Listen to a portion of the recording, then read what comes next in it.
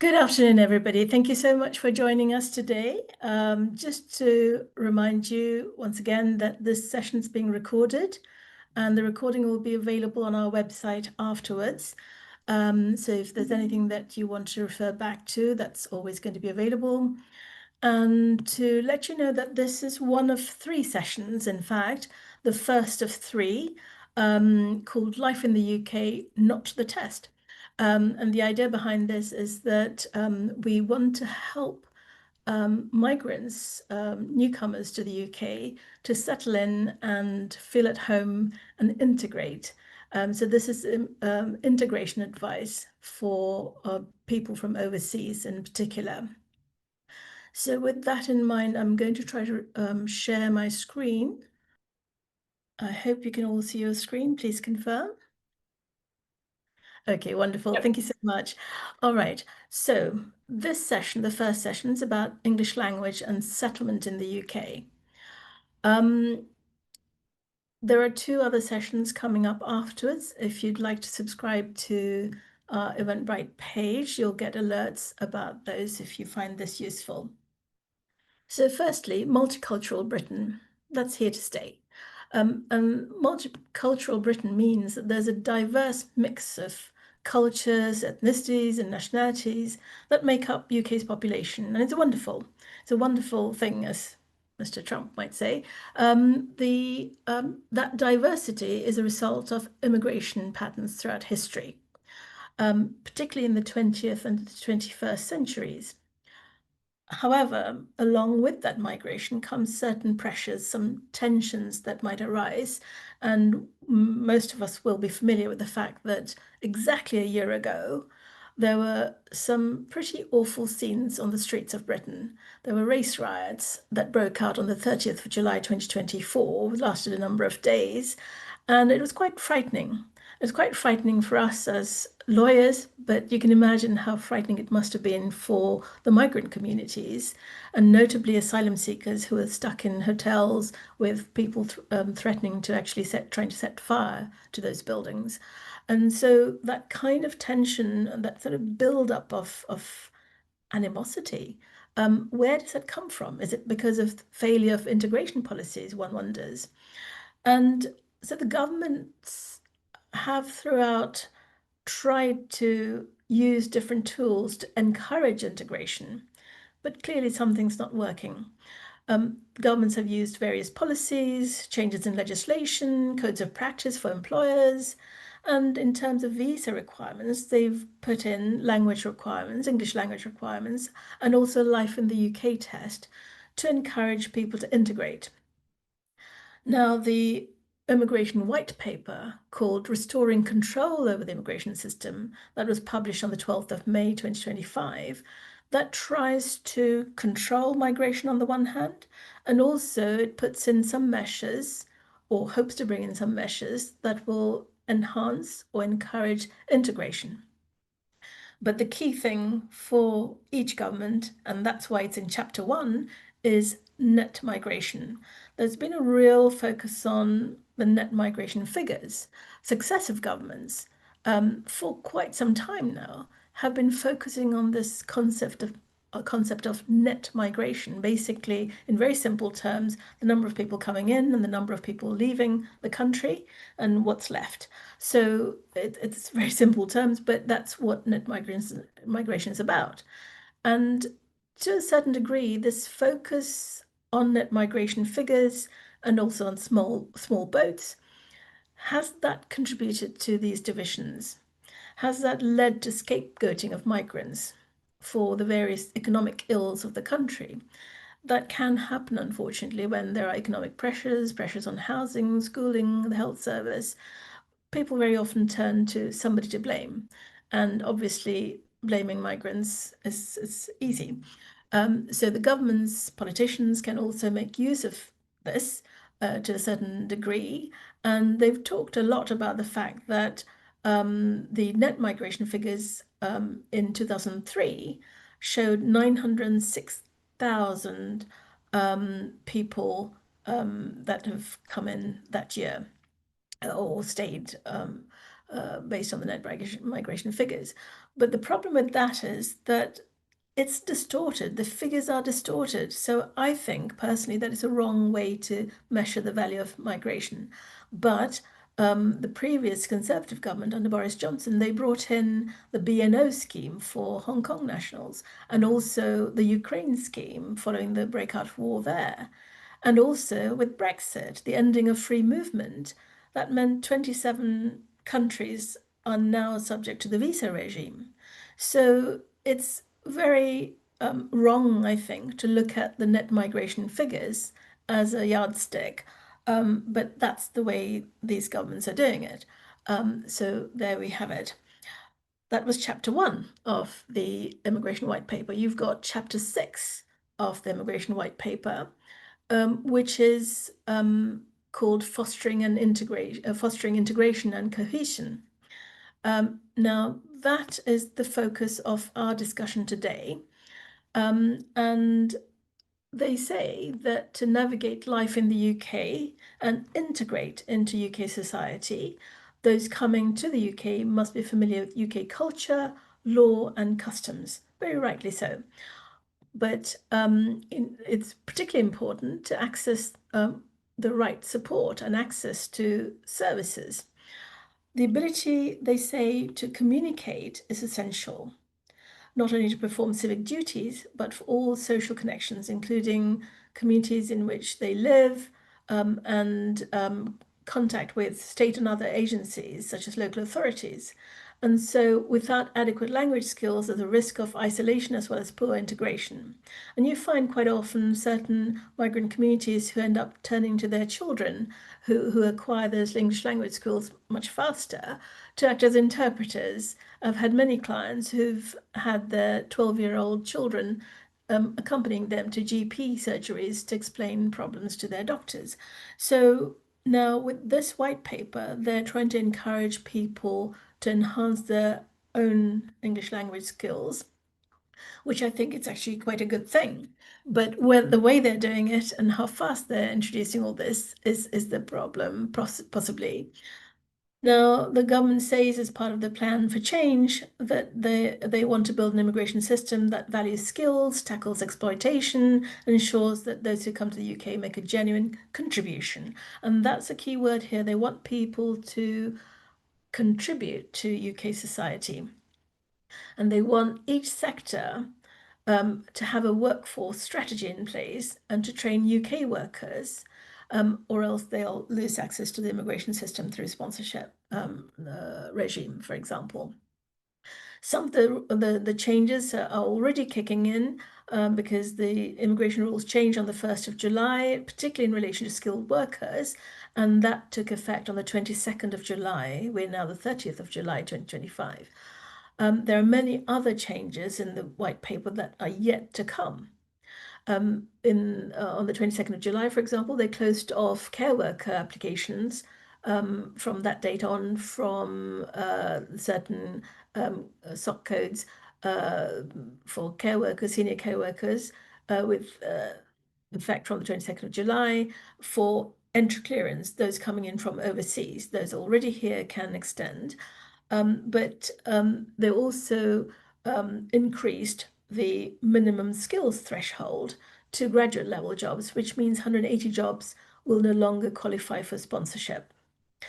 The minimum salary levels have also increased, and all these different changes will have enormous impact on the ability of UK employers to recruit from overseas.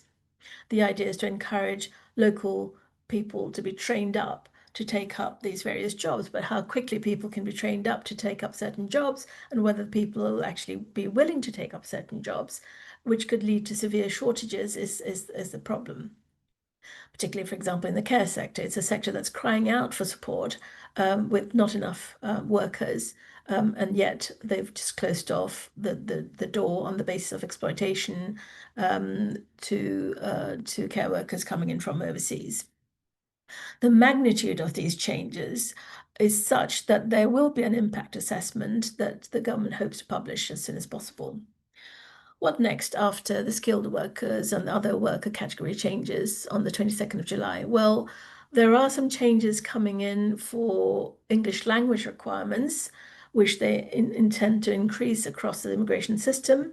Plus, they're going to introduce this concept of earned settlement and also earned citizenship. So that's what we're going to look at today, those three concepts. But firstly, in relation to English language requirements, the CFR levels are what the government uses to make sure that people can qualify for entry. They require certain levels of English for certain migration categories. So far, it's been A1, A2, or B1. But you'll see that they're intending to change that by increasing those levels across the board, or else introducing those requirements where they didn't exist before. So currently, for example, a spouse coming in will need to demonstrate A1 when they first apply, but then they'll have to show that they've increased their English language levels to A2, and then at settlement, they'll have to demonstrate B1. But going forward, settlement across the board, it's not B1 anymore, it'll be B2, which is quite a high level. So B2 independent user for settlement means that somebody who might have come in on an A1 basis will have to progress quite rapidly onto B2 going forward. And the other thing is that they're going to introduce these language requirements, not just for spouses and fiancés, but also for across the board to all adult dependents of workers and students. So everybody who's coming in as a dependent going forward will have to meet at least A1 level. So this is quite a stark change. You might not think it's so important, but in fact, it'll have quite important repercussions for people's ability to be accompanied by their dependents. And the increase in the levels as they go along on their immigration journey, that's what's particularly worrying, jumping from A1 to A2 to B2 by the time of settlement. So let's look at now the concept of earned settlement. The starting point is that settlement is a privilege and not a right. And so currently they look at the length of time somebody might have spent in the UK, and also there's a knowledge of life in the UK test. But the government feels that that hasn't succeeded in promoting integration. And I can understand why in relation to the Life in the UK test. A little bit later, you'll see why as well for yourselves. But the government wants to introduce a concept of contributions to the economy and society instead for settlement. So this earned settlement. So they want to reform the current rules by expanding the principle behind the points-based system so that individuals earn their right to privileged immigration status of being settled in the country through long-term contributions they bring to the country. So the expansion of the points-based system will increase the standard qualifying period for settlement also. Usually it's 5 years, but they'll increase it to 10 years. So what they're wanting to do is to offer a shorter period rather than 10 years for settlement for those people who can remain compliant with the requirements and who can demonstrate certain contributions that they make. It is very unclear at this stage exactly what they mean, how these points will operate. None of it's very clear. So it's watch this space. And it's also about keeping your ear to the ground because the government says they'll consult on these changes later in the year. The change going from 5 years to 10 years, that is unclear as to how that will operate as well, because in when they first published these changes, bear with me 1 second, just allowing somebody in. When they first published these changes, they said that the increase in the qualifying period for settlement to 10 years, the demand is likely to fall because people will be deterred from coming to the UK because they'll have to spend that much longer to settle. But they also said a number of those currently in the UK are likely to leave due to it taking longer to gain settled status. That was quite worrying because that seemed to suggest that people who are already here, these changes will apply to them as well.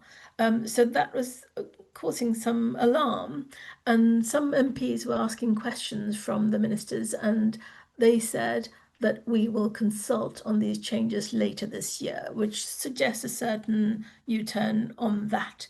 So the detail is really unclear at this stage as to what's in store. Now, the concept of earned citizenship, again, the government starts by saying it's a privilege and not a right.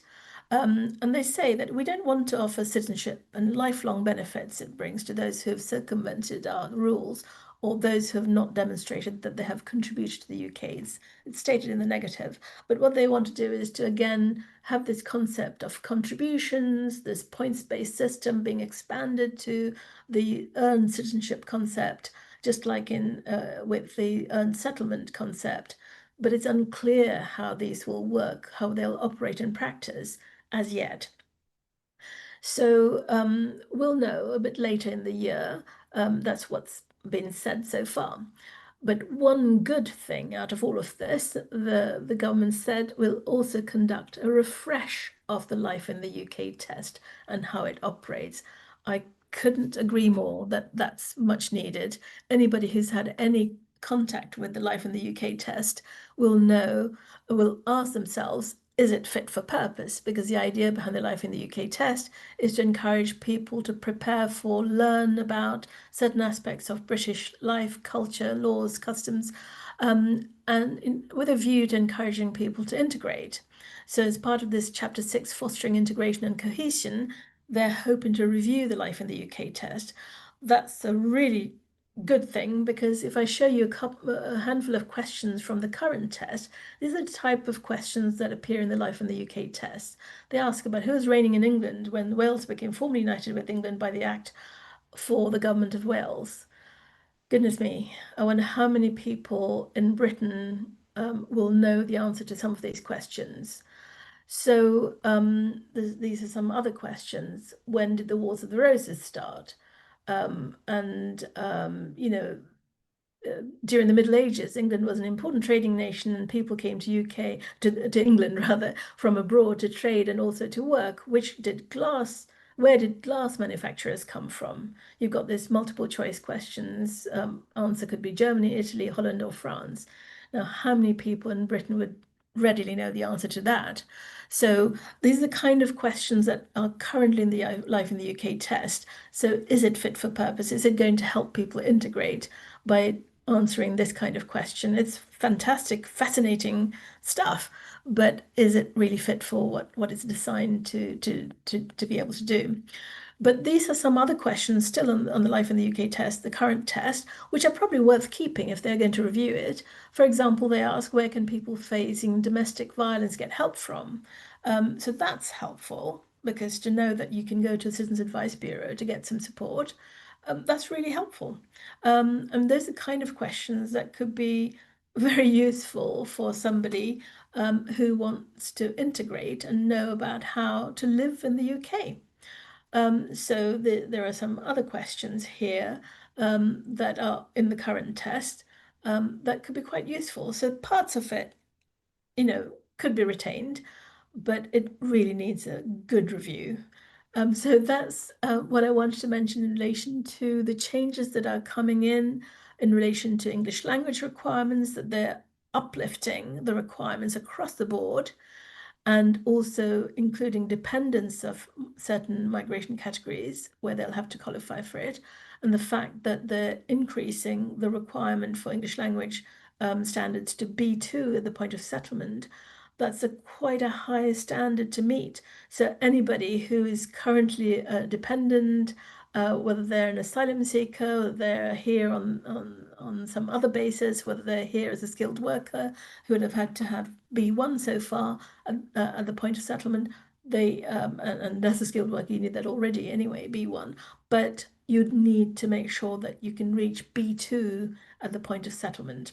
So a lot of work will be required. So you'll need to make sure that you get your skates on, and seek out support if you need it to improve your English, I would suggest that you please would invite you rather to follow us on Eventbrite, because some of the later sessions, for example, the next session on working and setting up business in the UK, is also on Eventbrite, and we'll be announcing those sessions in time to come. So that's all I wanted to say. I'm going to now stop sharing my screen and hand over to my colleague Emily, who will explain to you the current requirements in relation to English language and how to go about the tests in relation to that. Emily, over to you.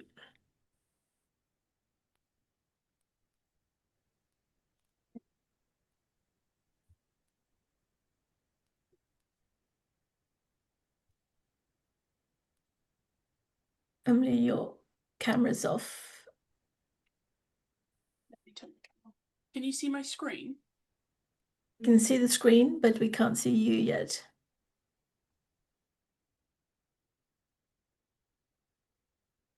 Okay, sorry. There you are. This is Emily Bain.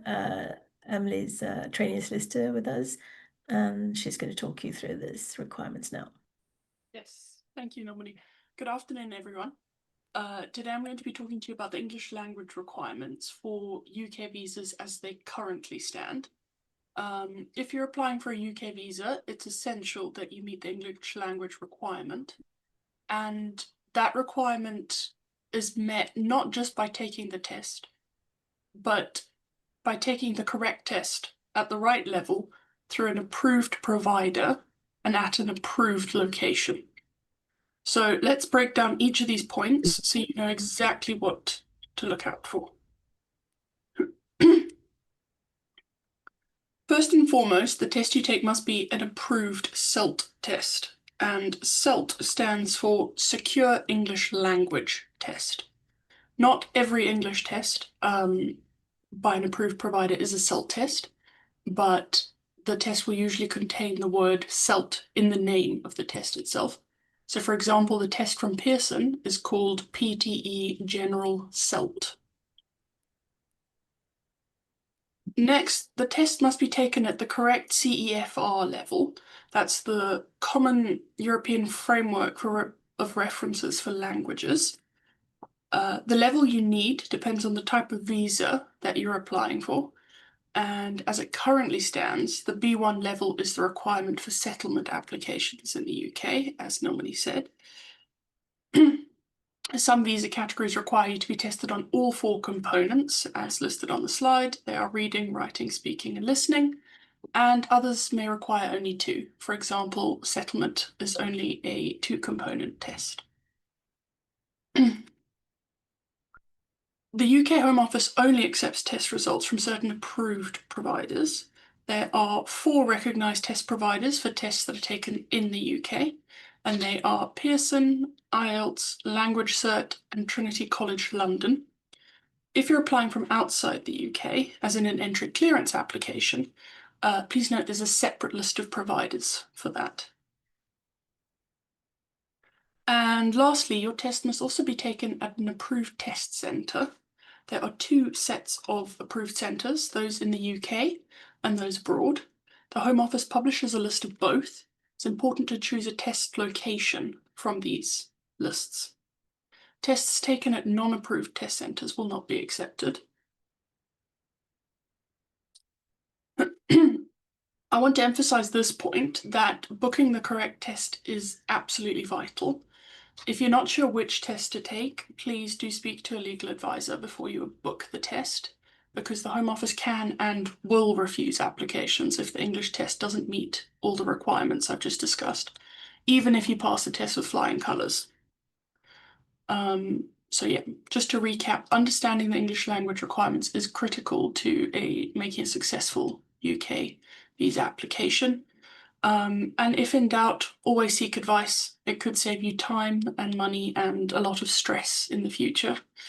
Please feel free to put any questions you may have into the chat, and we will address them at end of the session. Okay, thank you. Fabulous. Thank you so much for that, Emily. That's really helpful. And as you say, it's critical to make sure that you've booked for and passed the correct SELT test. Many people seem to get that bit wrong, and it is critical.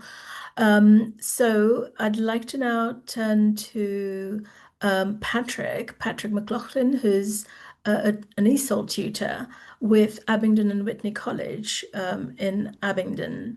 But they serve people across Oxfordshire and beyond, I believe. Patrick, if I can please ask you to Yes. explain. Thank you. Okay, I'll just start sharing my screen.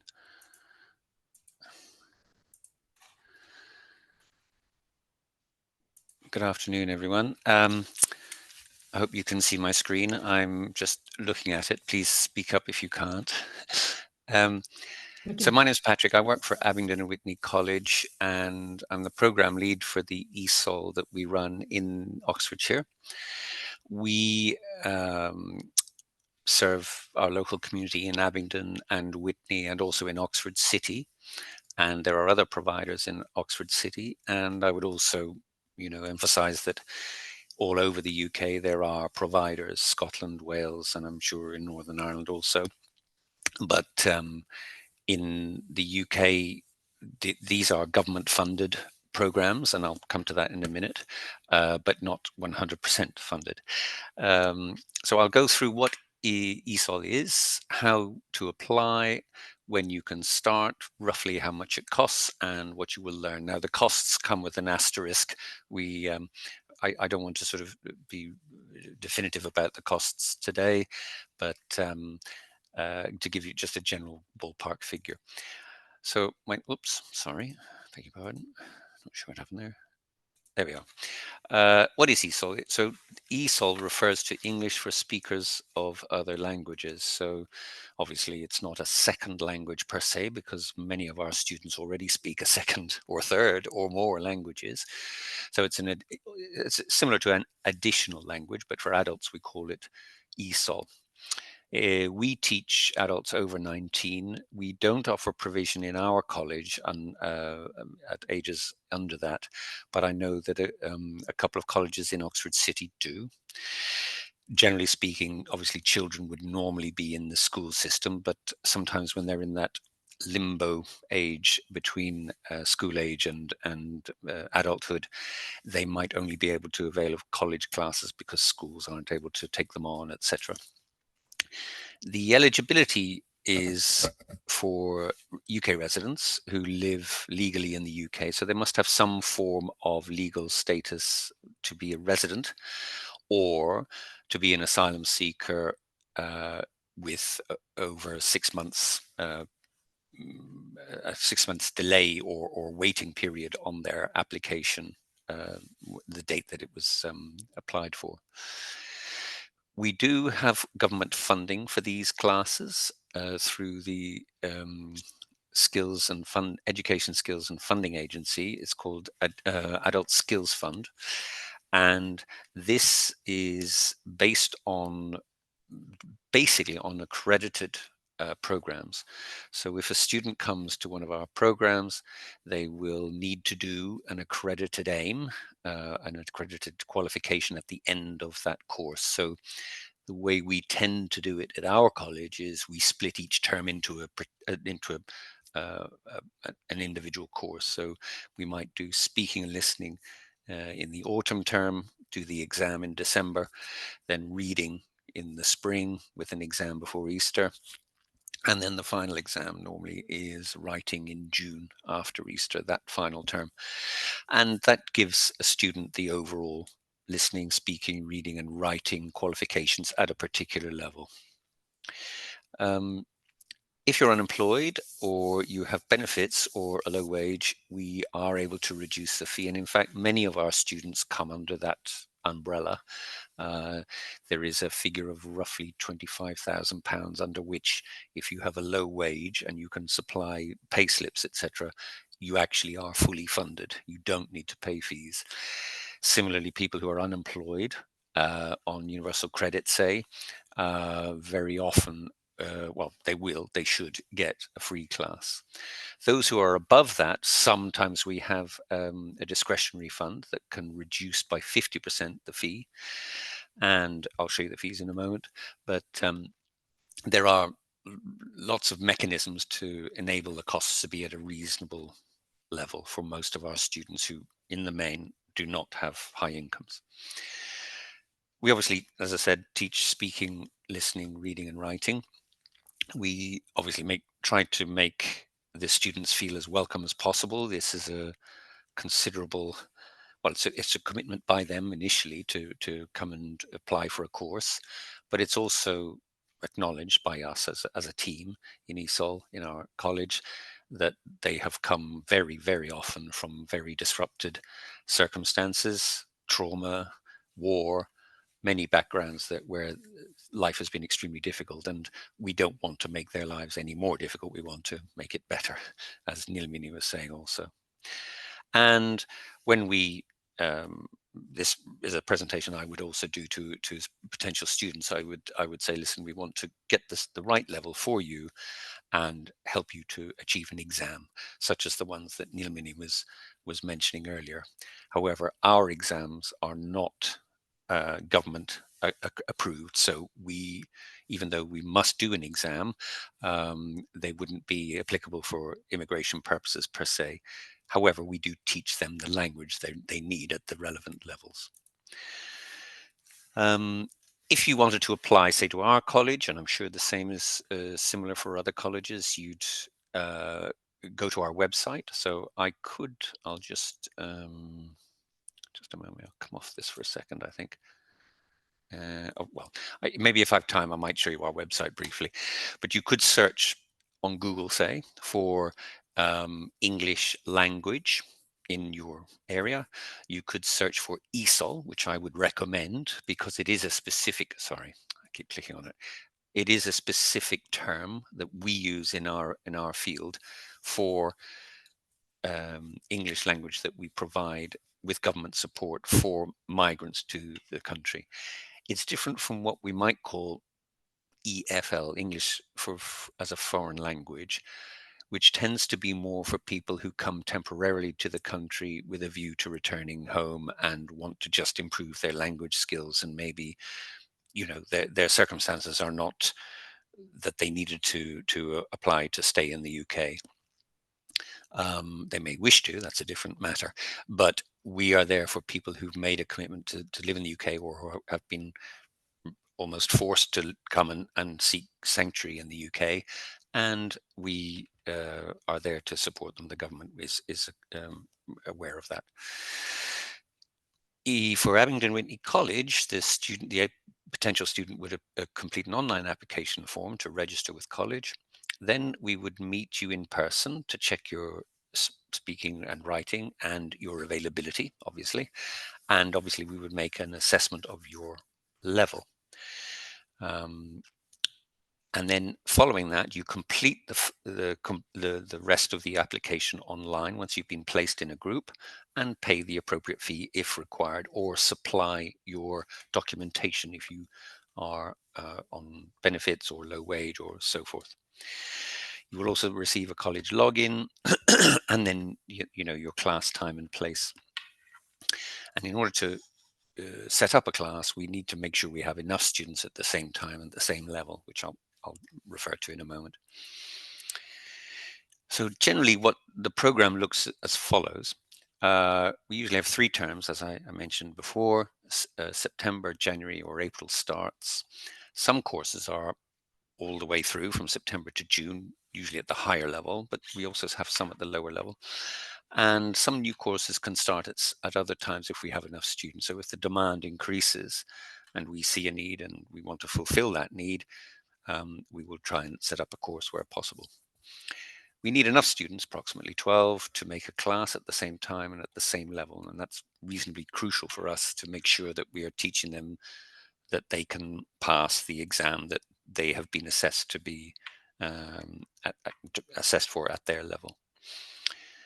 And then the cost depends on the number of lessons or hours that they will receive in their course. Now, the course fee, as I said earlier, could range from 100 to 160, maybe is slightly higher per term. But as I said before, a lot of these fees are waived because the applicant has got a low wage or they're unemployed on benefits. So what do you learn? At the moment, nearly all of our classes are in person, which we tend to recommend, but it's not the only format because obviously for practical reasons, students can't manage to make our normal schedule on site. So we have various venues, but at the same time, we also have a couple of online classes at the moment. These enable students from all parts of the county to attend, but we're not restricted to Oxfordshire per se.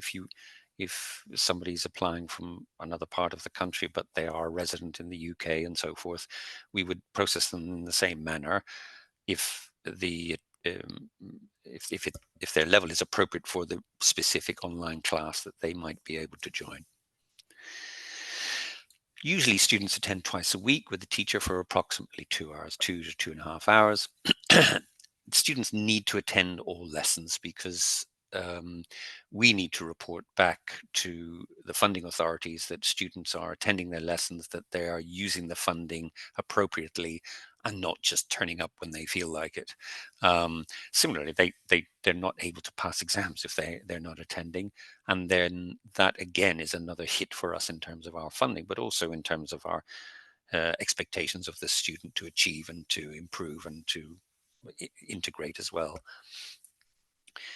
You need to complete your course and pass an exam, as I said, and we range from complete beginner, and I mean 0 level, if not, sometimes I think of it as minus level at times, but we have beginner level, and we go from entry 1, entry 2, entry 3, then to functional skills, level 1, level 2, and then we would always refer on to our parallel department, which runs general English, normally functional skills, but also run GCSE English language.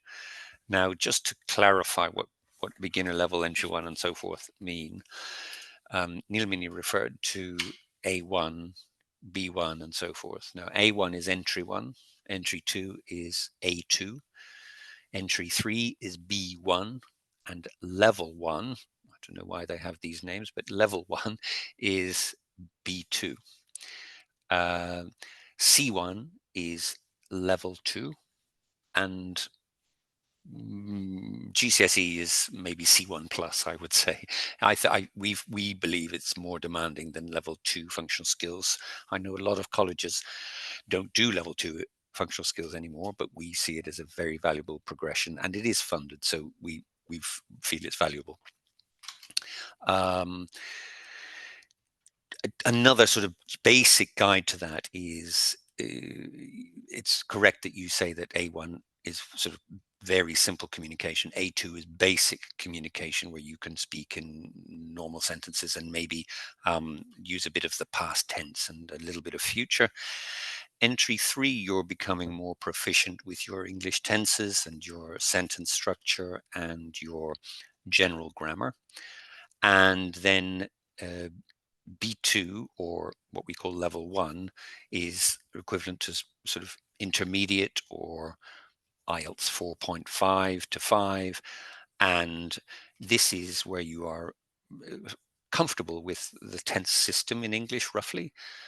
There are about 14, so there's a certain amount to learn there. But also expressing yourself more eloquently.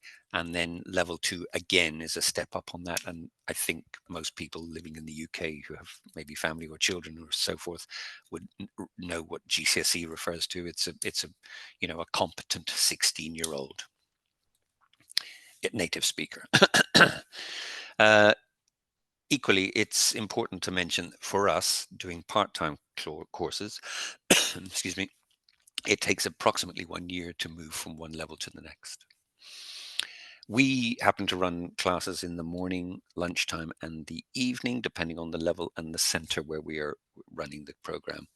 And very briefly, I'll just show you what might happen in a lesson. So let's say we're dealing with an A2 class, elementary class, if you like. We call it entry 2. And we might say, please look at this list of verbs and match the past tense below with the verb. So what we're trying to do is remind students that they need to know this list of verbs to progress at this level and achieve this level in the past tense. So there's the regular set, need becomes needed, plan becomes planned, but then there's a whole list that they have to memorize of the irregular past forms. So are is were, give is gave, and so on. So they need to match those, and then they would work with a partner, and then we'd check those, and then we might identify, tell us the irregular ones and the regular ones. Ah, good, you're getting more familiar with this. The next activity would be maybe a basic routine that we have here on the screen with the present tense verbs underlined. And then we might say, okay, right. So now you've done your list before. You've matched your verbs with the past tense. How do we write this if we change on Tuesdays to last Tuesday, etc.? This is ostensibly a reading writing activity, but you can also make it into a speaking activity. You could then develop and say, okay, so what are the verbs that you remember from what you did last weekend? Write down just the verbs in the past tense. Okay, now you're going to work with a partner and you're going to tell them, but just use your past tense verbs. And in the main, of course, in English, these past simple tenses are standard for all people, all persons, if you like. So I, you, they're all the same in the past tense, more or less. So that's how we would run a lesson of that sort at this level. So they need to know the past tense at entry 2 at this level.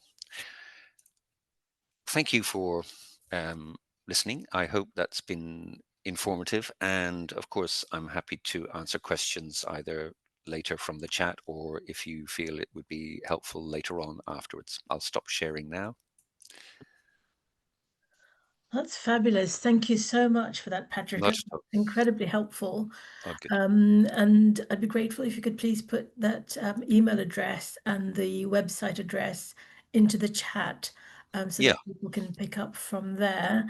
Yeah. And some of that information is very, very helpful to know that if you're earning below a certain amount, you could access ESOL courses free of charge. Absolutely. Very important. Yeah. Yeah, that's very, very useful for people. And also, I'm grateful to you for highlighting the fact that these courses are available throughout the country.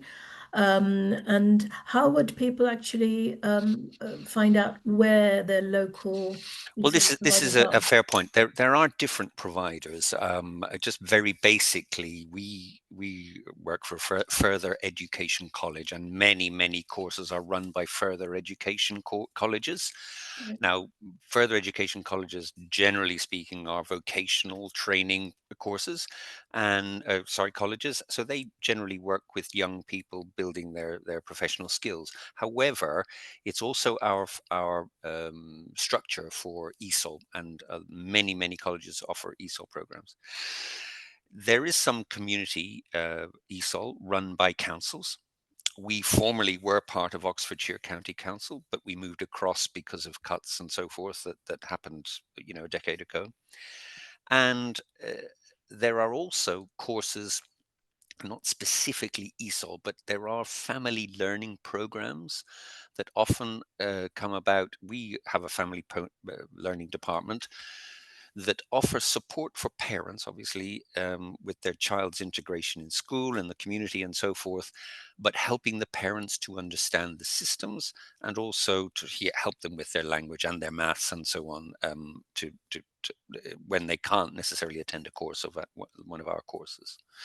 So maybe that gives you. I would just Google something like, excuse me, ESOL or English Language College, and maybe add in your area name as well. Maybe.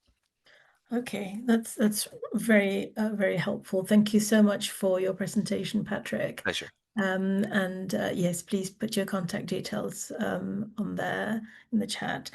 Okay, well, we like to move on to another presentation. I hope you can see the screen.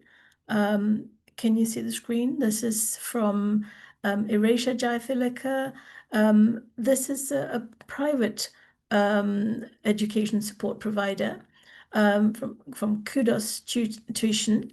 Now, there are different ways you can access English language tuition, the way that Patrick described, and also if you want one-to-one or small group sessions, you can turn to someone like Erasure for support, particularly to help your children to learn about integrating within the school system and also to improve their English language skills so that they're ready for school. Okay, over to you, Emily, to support Erasure's presentation. Thank you.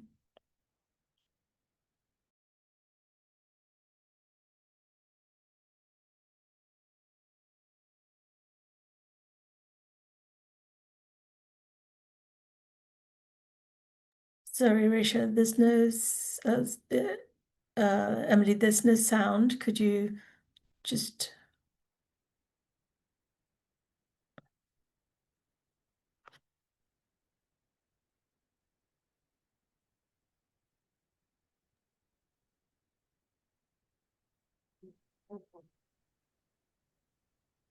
Hello and welcome to today's session, English Language and Settlement in the UK. I'm Erasure Jayathilaker, a modern foreign languages lead, proud multilingual mum, and the founder of Kudos Tuition Limited, where we support children and families with language and learning. I'm really pleased to share some insights on how language plays a powerful role in settling into life in the UK. So, whether you've just arrived or you've been here a while, language is the key to connection. It's not just about fluency, it's about feeling seen, heard, and understood. I often say that learning English isn't just for school or work, it's a gateway to belonging. And I've supported many families on this journey, from helping children build confidence in school to guiding parents who want to engage more with their child's learning. Language ultimately empowers. Now, in terms of language development, which touched on language as a bridge, there are lots of free and affordable ways to improve your English. So, for example, we have ESOL classes, libraries, conversation clubs, and even school-run or school-led sessions. But for families looking for more targeted support, tailored tutoring can make a big difference. Now, I've worked with children who've recently arrived from overseas. For example, the primary school in which I am the modern foreign language lead, I work with a lot of students who've come from Hong Kong and also Ukraine. And I'm not just helping them with English, I'm also helping them with maths, science, exam preparation, and obviously French is another language on top of that. And all through a lens that really respects and embraces multilingualism. Now, with regard to helping children thrive, children who arrive in the UK often experience what I call language shock, both academically and socially. Now, with the right support, they don't just catch up, they actually thrive. We've seen it time and time again, students gaining confidence, finding their voice, and excelling beyond what they thought possible. For example, a French-speaking child might confuse the word library with librairie, which actually means bookshop in French. And a slightly more embarrassing example for you, it works the other way too. English speakers often think the Spanish word embarazada means embarrassed, but it actually means pregnant. I mean, I'm pretty sure I have told a bunch of Spanish speakers estoy embarazada when I wanted to say I'm embarrassed. Really, I should have said estoy avergonzada. So instead of telling them I was embarrassed, I was telling them I was pregnant when I wasn't actually at the time. So it just goes to show you that these little misunderstandings, which we call false friends in language, they can lead to embarrassment or frustration if no one explains them. So it's not just about grades, it's also about helping children feel settled. We move on to integration through communication. Language isn't only academic, it helps you build relationships, access services, and understand your rights. So for adults, this might mean practicing conversation at work or during appointments. For children, it's about being able to join in at playtime or share a joke with friends. In both cases, a bit of personalised support does go a long way. That's something we really champion through the work that we do. And just coming on to touch on resources and support, there are amazing community-led resources across the UK. Some are free, some low cost, and some more tailored. If you'd like help navigating these or are looking for one-to-one or small group support, feel free to reach out. My details will be available at the end shortly. Now, language is more than words. It's the bridge to confidence, belonging, and opportunity. And ultimately, that's what we want for every child, every family. So, like I said, should you have any questions at all, do feel free to reach out. I have left my details up on some slides that I've created. But in case you don't get to see that, you can reach me via email at kudos.tuition.ltd@gmail.com. So that's KUDOS full stop TUITION full stop LTD@gmail.com. There is also our website www.kudostuitionltd.co.uk. Those are the two main avenues that you can get in touch with me after you've heard this presentation. Should you have any questions at all and you are interested in further support with your English language learning. Thank you so much for listening, and I hope to hear from some of you soon. Okay. As Saroj said, she's kindly prepared some slides and a document containing some free resources. Please all feel free to get in contact with her to ask for the information. Now, to end on a bit of a lighter note, as Saroj mentioned, the English language has many nuances, and one of which that can be particularly difficult for some people are idioms.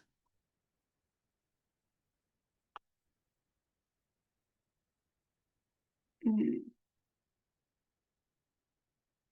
me just see if I can move. Don't know why it's not wrong. Okay, can you see my screen now? Yes, we can see the screen, Emily. Okay, wonderful. Thank you, Nilmini. So, an idiom is a phrase or expression whose meaning cannot be understood from the literal meanings of its individual words. So they can be confusing because they're figurative. So if you're translating an idiom word for word, it doesn't make any sense. Regardless, it's important to know these as they're used in common parlance. So for example, common idioms used in the UK, you have something costs an arm and a leg, which means it's very expensive. Or someone might say it's not my cup of tea, meaning that it's not something they like or enjoy. And another common one in the UK is feeling under the weather, meaning they are feeling sick or ill. Some idioms are sort of themed, for example, around colour. You could say once in a blue moon, meaning something that happens very rarely. A red herring is a clue that's intentionally misleading. Or a white elephant. If someone refers to a white elephant, it's something that costs a lot of money but is effectively useless or has no point. It's also, for example, baking idioms. A piece of cake is something that's very easy. Half-baked refers to an idea or plan that's not well thought out. Or someone might even say that something is selling like hotcakes, meaning it's being bought quickly and in large quantities. So yeah, that was just a little light-hearted finish. Now we're going to go back to Nilmini for a brief conclusion. Thank you so much, Emily. Yes, that was quite entertaining, and idiomatic English is incredibly important, isn't it? To get that sense of belonging. You understand what people mean, and you come across these all the time, in the pub or in the park or at school or at work. So it's really important to be able to understand some of those phrases and idioms. So thank you for that, Emily. And thank you also to Erasure. As Emily mentioned, there is a list of resources, free resources online that you can access that Erasure has kindly prepared. If you'd like to contact Erasure on that email address, I'm sure she'll be very pleased to share that with you, as well as some notes on slides that she's got too. Thank you so much to our speakers, Patrick and Emily, and Erasure, for your incredibly valuable contributions today. I'd like to just wrap up by saying that these changes that are being brought in, I mean, it's dual purpose. One is to control net migration, as I said before, but also there is an aim of encouraging integration through encouraging people to improve their language skills. And I think that is incredibly valuable and important. And given that they're introducing these language requirements across the board and increasing them across the board, I would really encourage people to reach out to their local resources, reach out to people like Patrick, to colleges like Patrick's, and Patrick's college contact details are on the chat. And I think Patrick mentioned that there are actually some classes that are being run online as well, and they may be able to accommodate certain people from outside Oxfordshire too. So do please reach out and benefit from these offers, to make sure that you can reach the end goal in your immigration journey. Wish everybody the best of luck in that. And unless you've got any pressing questions, we might be able to wrap up bang on time. Does anybody have any final comments to make? Patrick, Emily? No, thank you. But thank you for the opportunity, and good luck to everybody. Thank you. Thank you so much, Patrick. No questions in the chat, so that's fabulous. Okay, thank you so much, everybody, for joining us today. There'll be another session coming up in due course. Please do check us out on Eventbrite and follow the page. And then we'll keep you posted on our next session, which is on working in the UK and business in the UK. All right, thank you so much. Take care, everybody. Bye.